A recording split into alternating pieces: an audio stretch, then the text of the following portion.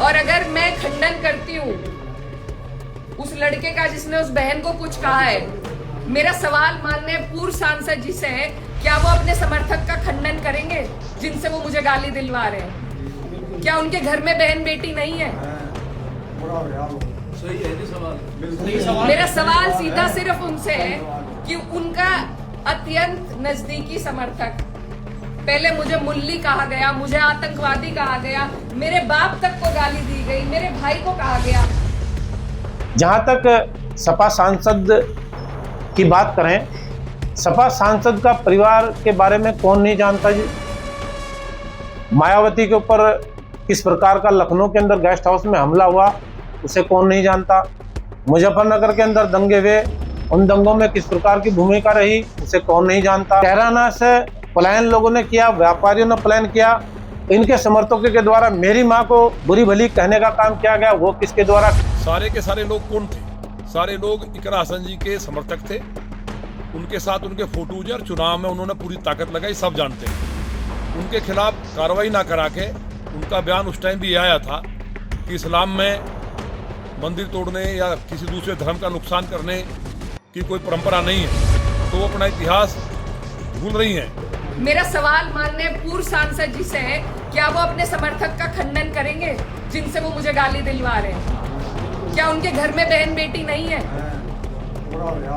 सही है जी सवाल। मेरा सवाल सीधा सिर्फ उनसे है कि उनका अत्यंत नजदीकी समर्थक, पहले मुझे मुल्ली कहा गया, मुझे आतंकवादी कहा गया, मेरे बाप तक को गाली दी गई, मेरे भाई को कहा गया। यूपी की कैराना सीट से सपा सांसद इकरा हसन बुधवार को सहारनपुर पहुंची थी और इस दौरान का एक हैरान कर देने वाला वीडियो सामने आया है जिसमें वो काफी भावुक नजर आ रही हैं। इकरा हसन ने बीजेपी के पूर्व सांसद प्रदीप कुमार का नाम लिए बगैर कहा, आजकल लोग नफरत फैलाने की राजनीति कर रहे हैं, ऐसे लोग समाज को तोड़ रहे हैं। पूर्व सांसद की अत्यंत नजदीकी समर्थक ने मुझे आतंकवादी कहा, मुल्ली कहा। ये सिर्फ मेरा नहीं, पूरे समाज की महिलाओं का अपमान है। इस दौरान कैराना सांसद काफी भावुक हो गई थी। मेरा सवाल माननीय पूर्व सांसद जी से है, क्या वो अपने समर्थक मेरा सवाल माननीय पूर्व सांसद जी से है, क्या वो अपने समर्थक का खंडन करेंगे जिनसे वो मुझे गाली दिलवा रहे हैं? क्या उनके घर में बहन बेटी नहीं है? सही है जी सवाल। मेरा सवाल सीधा सिर्फ उनसे है कि उनका अत्यंत नजदीकी समर्थक, पहले मुझे मुल्ली कहा गया, मुझे आतंकवादी कहा गया, मेरे बाप तक को गाली दी गई, मेरे भाई को कहा गया। जो लोग ये पूछते हैं कि मेवात वालों को माफ कर दिया था और उसे क्यों नहीं माफ किया, उन्हें मैं ये बताना चाहती हूँ कि ये पहली घटना नहीं है, ये पहली नहीं है घटना। और सीधी सीधी जो गंदी गालियां दी गई हैं वो सिर्फ मेरे नहीं लगी, मुझे नहीं फर्क पड़ता, ना उस व्यक्ति से पड़ता, ना उसके चरित्र से पड़ता, ना उसकी बोली से पड़ता, लेकिन जो संदेश समाज में जा रहा है। और मुझे खुद कप्तान साहब का फोन आया कि आप तहरीर भिजवाइए, मैंने नहीं उन्हें करा, वो भी आज यहीं पे है, कोई भी जाके उनसे ये बात पूछ सकता है, क्या मैंने उन्हें करा था कि तहरीर दो? कप्तान साहब ने खुद मंगवाई। और ऐसे लोगों के खिलाफ कार्रवाई होनी चाहिए। एक तरफ तो ये सरकार हमारी बहनों को एसडीएम की कुर्सी पर एक एक दिन के लिए बैठा रही है, जब उन कुर्सियों की शोभा ही नहीं रहेगी, कोई गरिमा नहीं रहेगी, तो क्या फायदा है वहां बिठा के? क्या है पूरा मामला? इकरा हसन बुधवार को सहारनपुर के छापुर गांव पहुंची थी। छापुर गांव में बीते दिनों शिव मंदिर खंडित करने की घटना सामने आई थी। इसको लेकर हिंदू सुरक्षा सेवा संघ ने प्रदर्शन किया था। इस प्रदर्शन के दौरान सांसद इकरा हसन को लेकर नारेबाजी की गई थी।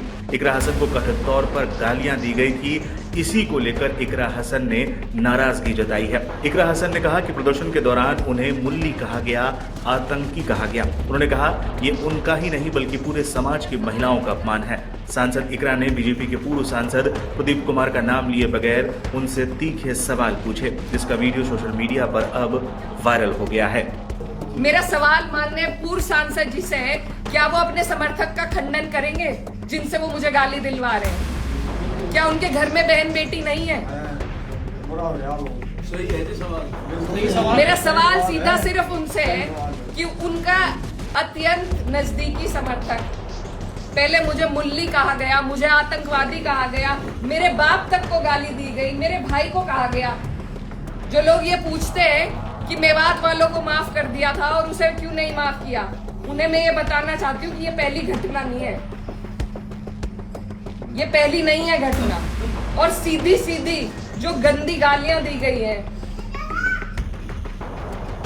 वो सिर्फ मेरे नहीं लगी, मुझे नहीं फर्क पड़ता, ना उस व्यक्ति से पड़ता, ना उसके चरित्र से पड़ता, ना उसकी बोली से पड़ता, लेकिन जो संदेश समाज में जा रहा है। और मुझे खुद कप्तान साहब का फोन आया कि आप तहरीर भिजवाइए, मैंने नहीं उन्हें करा, वो भी आज यहीं पे है, कोई भी जाके उनसे ये बात पूछ सकता है, क्या मैंने उन्हें करा था कि तहरीर दो?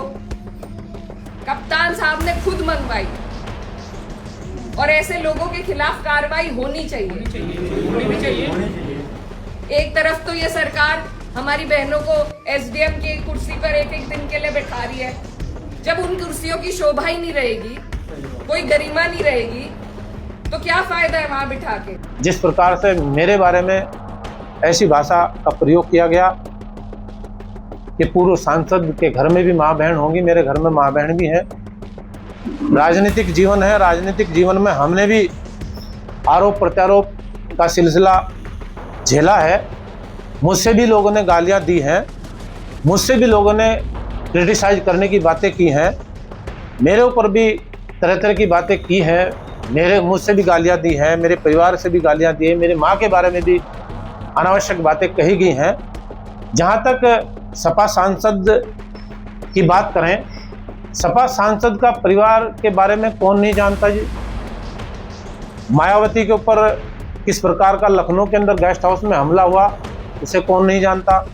मुजफ्फरनगर के अंदर दंगे हुए, उन दंगों में किस प्रकार की भूमिका रही, उसे कौन नहीं जानता। कैराना से पलायन लोगों ने किया, व्यापारियों ने प्लान किया, इनके समर्थकों के द्वारा मेरी माँ को बुरी भली कहने का काम किया गया, वो किसके द्वारा? सारे के सारे लोग कौन थे?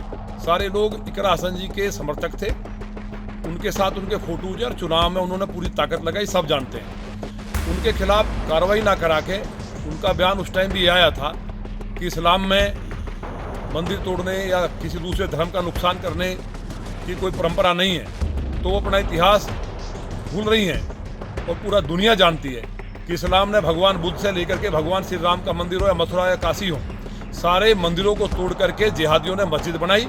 और उन जिहादी जो इतने राक्षस हैं, उन राक्षसों ने उन सीमाओं को पार किया, दुराचार और बलात्कार किए। और जितने भी हिंदुस्तान के अंदर अत्याचार के साथ साथ जो कमजोर हिंदू थे वो मुसलमान बने बेचारे, और उनके संपत्तियों को लूटा गया, बलात्कार हुए।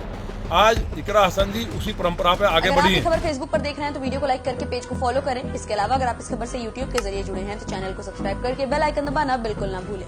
नमस्कार।